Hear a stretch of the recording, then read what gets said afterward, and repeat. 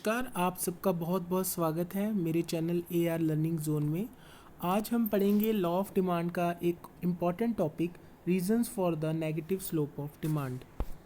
Objective, reasons for the negative slope of demand. Let us find out. First reason for the negative slope of demand curve is law of diminishing marginal utility. This law states that as a consumer consumes more and more unit of a commodity, the marginal utility from every successive unit will go on falling. मतलब जैसे ही हम किसी वस्तु की अगली इकाई इस्तेमाल करते हैं, उससे मिलने वाली मार्जिनल यूटिलिटी या संतुष्टि कम होती जाती है। जैसे अगर हम एक चपाती खाते हैं तो पहली चपाती से मिलने वाली संतुष्टि या उसकी भूख जो मिटती है, वो अगली चपाती उससे कम सेटिस्फेक्शन देगी या उससे कम भूख मिटेगी। ऐसे ही हम थर्ड चपाती से हमें कम सेटिस्फेक्शन मिलेगी, चौथी चपाती से और कम, और इस तरह से हमें हर अगली इकाई के इस्तेमाल से कम मार्जिनल यूटिलिटी प्राप्त होगी। तो डिमांड कहाँ तक होगी?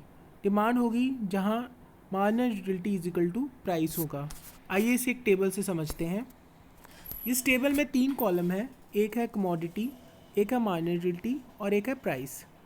अब देखिए, सबसे पहले पहला यूनिट यूज़ करने से हमें मार्जिनल यूटिलिटी मिल रही है 10, दूसरा करने से 8, तीसरा कंज्यूम करने से 6 और चौथा 4 और पांचवा 2। आप देख रहे हैं हर अगली कंजम्पशन से मार्जिनल यूटिलिटी कम होती जा रही है। अब कंज्यूमर कहाँ तक कंजम्पशन जारी रखेगा?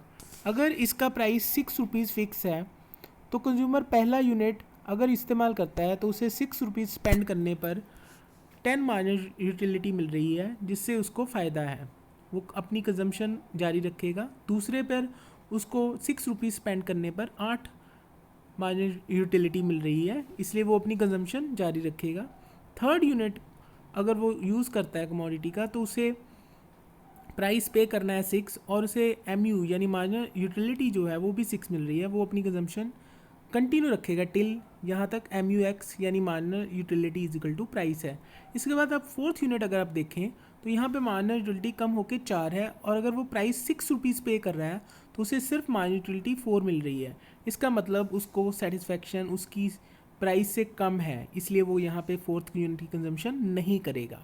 तो लॉ ऑफ डिमांड कहता है कि प्राइस के गिरने से डिमांड बढ़ती है। तो यहाँ पर वो फोर्थ यूनिट कब कंज्यूम करेगा? अगर उसका प्राइस कम होकर 4 रुपीज़ हो जाए, 6 रुपीज़ से 4 रुपीज़ हो जाए।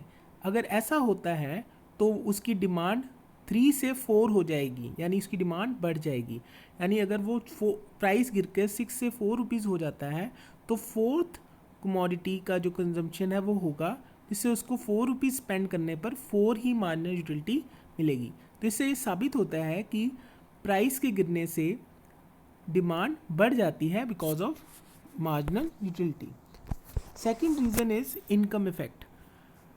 अब जैसे ही किसी कमोडिटी का प्राइस गिरता है, कंज्यूमर की जो रियल इनकम है यानी कि उसकी जो परचेजिंग पावर है वो बढ़ जाती है। फॉर एग्जांपल, अगर कंज्यूमर के पास 10 रुपये हैं और वो उस 10 रुपये से 2 रुपये का एक एप्पल जो कि टोटल 5 वो खरीदता है। मान लीजिए कि एप्पल का प्राइस गिरकर 1 रुपया हो जाता है। अब उसके पास मनी इनकम 10 रुपये ही है, लेकिन विद सेम मनी इनकम अब वो 5 की बजाय 10 एप्पल खरीद सकता है। इससे ये साबित होता है कि प्राइस के गिरने से रियल इनकम बढ़ जाती है, परचेजिंग पावर बढ़ जाती है, और जिसके कारण डिमांड इंक्रीज हो जाती है। So this point proves that with the fall in price demand increases because of income effect. Third important point है substitution effect. दोस्तों, आपको पता होगा substitute goods वो goods होती हैं which can be substituted for each other, जैसे कि कोक पेप्सी, टी कॉफ़ी, ये सब एक दूसरे के substitutes हैं। अगर हमारे पास एक नहीं अवेलेबल तो हम उसकी जगह दूसरे का इस्तेमाल कर सकते हैं। जो गुड्स सब्स्टिट्यूट्स हैं उनके ऊपर सब्स्टिट्यूशन इफेक्ट लागू होता है।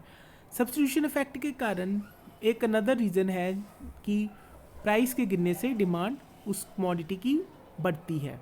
एग्जाम्पल के तौर पर, अगर कंज्यूमर कोक और पेप्सी अगर दो सब्स्टिट्यूट गुड्स हैं, अगर किसी कारण से कोक का प्राइस गिर जाता है, पेप्सी का प्राइस सेम रहता है, तो कोक पेप्सी के मुकाबले सस्ती हो जाएगी। जब कोक पेप्सी के मुकाबले सस्ती हो जाएगी तो कंज्यूमर पेप्सी को छोड़कर कोक की तरफ शिफ्ट हो जाएंगे, पेप्सी के कंज्यूमर।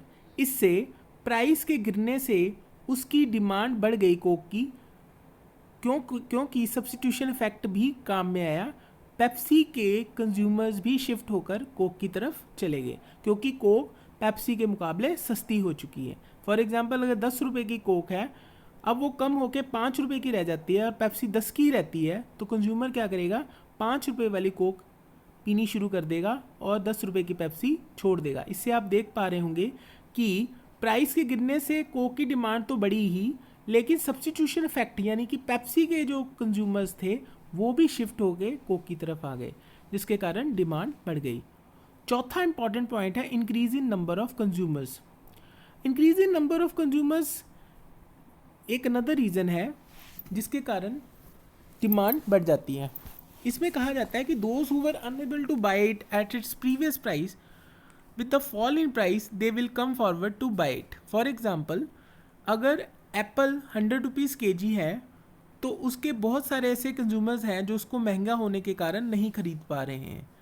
अगर एप्पल का प्राइस गिरता है, मान लीजिए 50 रुपये आ जाता है, तो वो लोग those who were unable to buy it at its previous price, यानी वो लोग जो 100 रुपये पर नहीं खरीद पा रहे थे, अब उसे 50 रुपये पर खरीद सकते हैं, वो आ जाएंगे और उसको खरीदना शुरू कर देंगे, यानी कंज्यूमर बढ़ जाएंगे प्राइस के कम होने से। इसके कारण डिमांड इंक्रीज हो जाएगी, यानी प्राइस के गिरने से डिमांड बढ़ी। और पांचवा इंपॉर्टेंट रीज़न है सेवरल यूजेस ऑफ कमोडिटी। ऐसी कई गुड्स हैं जिनका मोर देन वन यूज़ होता है। ऐसी कमोडिटीज़ जिनका मोर देन वन यूज़ होता है, उनके प्राइस के गिरने से उनका सेवरल यूजेस होने के कारण उसकी डिमांड बढ़ जाती है। For example, milk primarily use होता है ड्रिंकिंग के लिए। अगर किसी कारण से मिल्क के प्राइस गिर जाएंगे तो उसके जो अदर यूजेस हैं, जैसे पनीर, स्वीट्स, कर्ड एट्सेट्रा, इसके कारण लोग उसको इन कामों के लिए भी यूज़ करना शुरू कर देंगे, यानी उसके प्राइस के गिरने से उसकी डिमांड बढ़ गई because of its several uses. तो दोस्तों, ये कुछ कारण थे जिसके कारण लॉ ऑफ डिमांड में जो डिमांड कर्व है उसकी नेगेटिव स्लोप होती है। मुझे उम्मीद है कि आपको इस वीडियो को लाइक करेंगे और आप इस चैनल को भी सब्सक्राइब करेंगे। Thank you. मिलेंगे अगली वीडियो के साथ। Thank you so much.